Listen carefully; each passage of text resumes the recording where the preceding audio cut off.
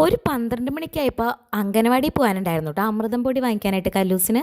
അങ്ങനെ അവിടെ പോയിരുന്ന് അവൻ കുറച്ച് നേരമൊക്കെ കളിച്ചു പിള്ളേരുടെ കൂടെ. അവന് ഇഷ്ടമാണ് കേട്ടോ എല്ലാവരെയും.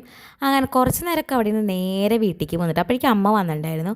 പിന്നെ കല്ലൂസിൻ്റെ വികൃതികളും കളികളാണ് കേട്ടോ ഈ കാണുന്നത്. നമുക്ക് പേടിയാവാത്തേ പോലുള്ള കളികൾ അവൻ കളിക്കുള്ളൂ. പക്ഷെ നമ്മളത് മാറ്റാൻ നോക്കി അവൻ പിന്നെ ഭയങ്കര വാശിയായിരിക്കും. അവൻ്റെ ഇഷ്ടത്തിന് നിന്ന് കൊടുക്കുക, അതേ വഴിയുള്ളൂ കേട്ടോ.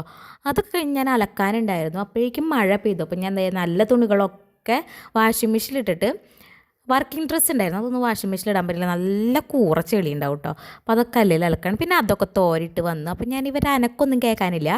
അപ്പോൾ ഒന്ന് നോക്കി, ഇപ്പോൾ അമ്മാമ്മയും മോനും കൂടി കളി. അവൻ്റെ അച്ഛൻ അവന് മസാജ് ചെയ്യുന്നതൊക്കെ പഠിപ്പിച്ച് കൊടുത്തിട്ടുണ്ട് കേട്ടോ. അപ്പോൾ അവനും നമുക്ക് ചെയ്തിട്ട് നമ്മൾ അവന് ചെയ്ത് കൊടുക്കണം, അങ്ങനെയൊക്കെയാണ് കേട്ടോ.